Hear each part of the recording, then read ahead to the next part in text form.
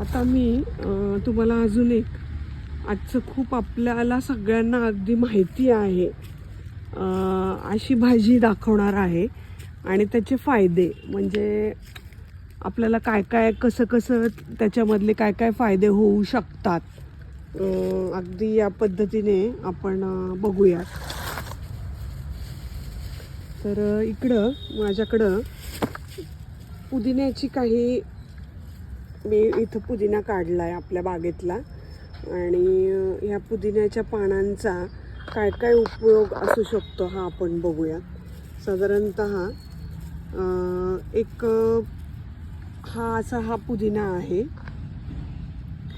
आणि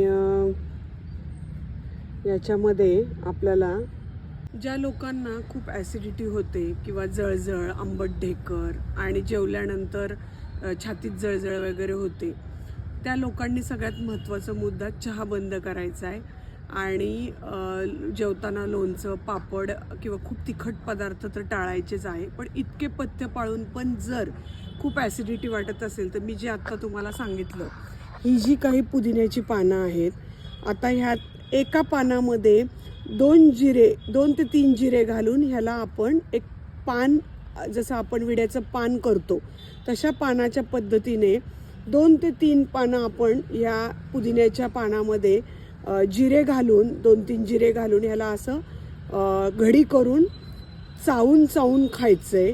म्हणजे दोन्ही जेवणाच्या आधी साधारणतः 5 ते 6 पुदिन्याची पानं जिरे घालून चावून खायची आहे. तो रस अगदी आपल्या लाळेत मिक्स झाला पाहिजे.